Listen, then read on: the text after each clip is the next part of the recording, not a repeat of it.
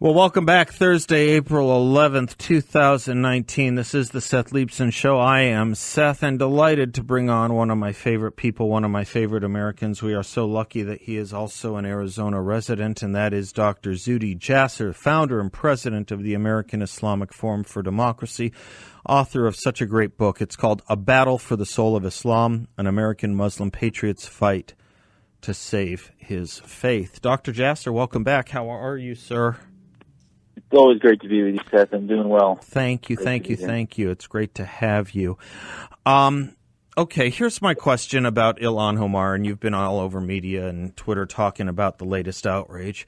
Some people did something is her line. Why can't she just be normal and why does she even use such a weird construction? I know Nancy Pelosi tried to defend her about a month and a half ago, saying she doesn't use language the way we do. But my goodness gracious, Doctor, is it that hard to talk about terrorism?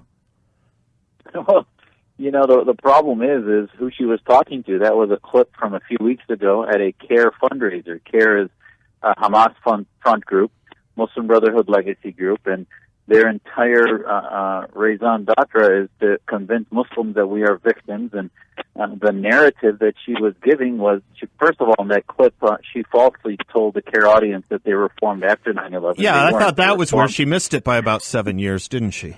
Yeah, exactly.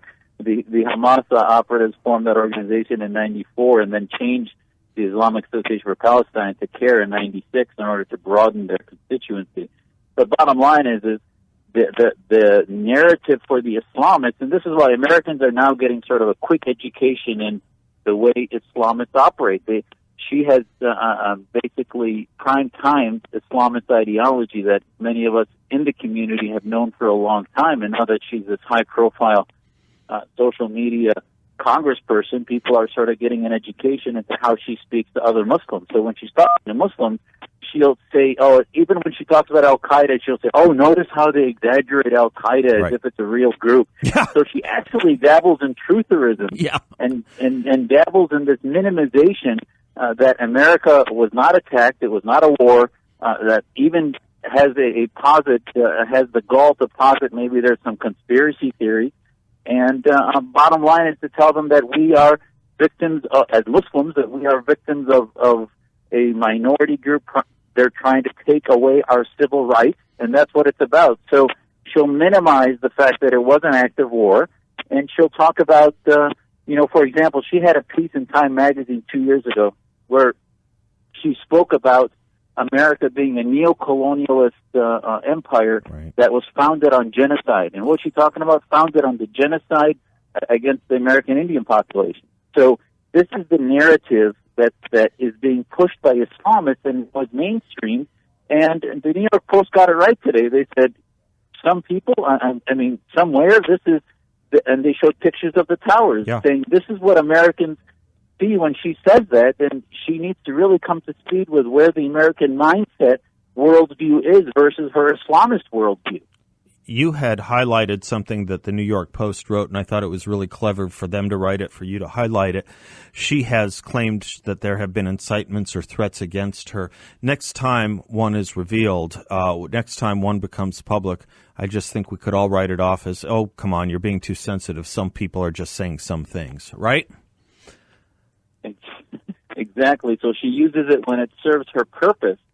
And I also tweeted and said, she wants to claim that, Congressman Dan Crenshaw was inciting hatred against her, that she had death threats.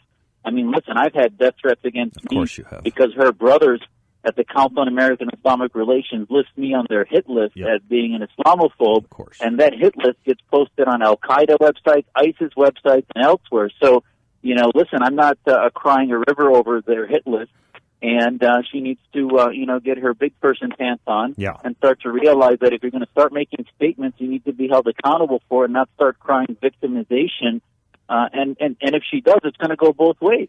It's got to go both ways. I don't think I hope I haven't, and I'm pretty sure I've never said anything bigoted about a group intentionally or unintentionally. But if I said something ill-advised or something that they took offense about or on, even on a story like this, and it was pointed out to me, you know what I would say? I'm really sorry I misspoke. Let me clarify. That was not what I meant to say. It's not what she's doing here. She's now calling on her quote-unquote, I guess, sister, that's what Rashida Tlaib calls herself, fellow Congresswoman, this one from Michigan, talking about that this is a racist attack on Ilhan Omar. Very, very odd that they're doubling down on this. Why not, again, just say, look, I am sorry. I underspoke here, and we all know how horrible it was, and if we don't, let me be the first to reiterate how horrible it was. How hard would that be to do? How hard is it? It's not. Which is why it's so telling. It really is, and it sort of speaks to the fact that they assume that their audience only has the attention span of 280 characters, right? And is not going to actually look at the context.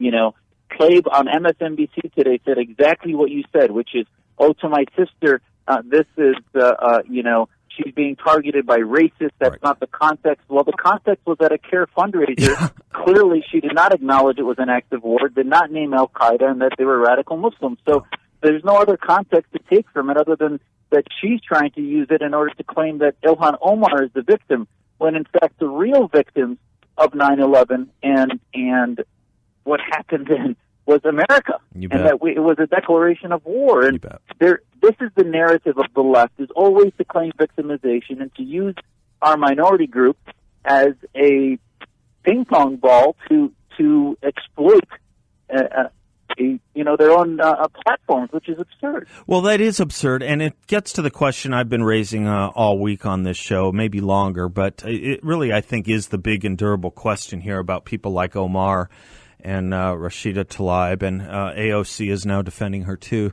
Doc. You and I have been in politics a long time and around politics for even longer. Do you think Ilhan Omar is the end and death of, or the future of the Democratic Party? I really think it's one or the other. I really do. That's a great question. Not being a Democrat, I don't know internally, but I think it's probably initially going to be the end of their party. I think that in the long term, how they deal with political Islam and the red-green axis, as many have called it, is going to be either their death or the way they deal with it will be their future. So if they come out marginalizing the Islamists, marginalizing the socialists, then they will have a future in the center of America. If they come out using them as their standard bearers, and the Bernie Sanders and the anti-Semites and others, I mean, Louis Farrakhan today was featured on every television network as he gave a sermon at the funeral of a rapper. Now, listen, I get it. They were showing the funeral, but when he comes on the screen, they should go to break and not have him on the screen. And yet they're normalizing these racists as being sort of the standard bearers of their party, and it's absurd. Bill Clinton hugged him last year at a funeral. Hugged him, and then sat on a stage with him. Barack Obama smiles and takes pictures with him. The Congressional Black Caucus brings him in.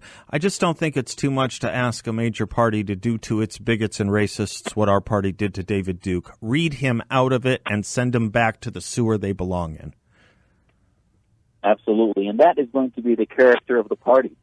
I was listening to Ben Shapiro 2 nights ago, and Ben said, he gets death threats all the time. And one of the folks asked him, well, what do you do with that? He said, he doesn't get mad at those folks. They exist. What he gets mad at is media and others who actually twist the truth and don't deal with the reality of what he presents. Exactly. He gets more upset at the Economist saying he's alt-right than actually with the folks that do the death threats, because they're just wackos anyway. That's right. But the media is a responsible profession that misrepresents the reality. And this is the issue, is that the Omars of the world want us to focus on her death threats, when in fact anyone in public life often gets death threats. The reality is, what is she and her party doing with the truth? And they're trying to demagogue their ideas rather than actually deal with the reality. Nicely put, Doctor. Nicely put. Yeah, I mean, this business of death threats, it's been going on a long time. One doesn't want to minimize them, but one doesn't need to hide behind them either. Alan Dershowitz used to post them all on his office door. You know, that's about the right way. And, you know, and then she goes after Dan Crenshaw, a fellow Navy man of yours, I believe. I mean, this is a man that knows what a death threat is. He lost an eye facing these people down. It's just to be denounced all the way around. And gosh, Doctor, we're just so delighted that you're putting light on this. And I want to recommend everyone who wants to do something about this to support your work. American Islamic Forum for Democracy, AIFdemocracy.org. Doctor, I appreciate you so much. Thank you. Thank you. Thanks for letting us let everybody know that there are Muslims out there that aren't victim mongers and love this country and have a different view on the life. And we, unbeknownst to Ilhan Omar, most of Americans, the vast majority, we love you. Thank you. God bless. God bless.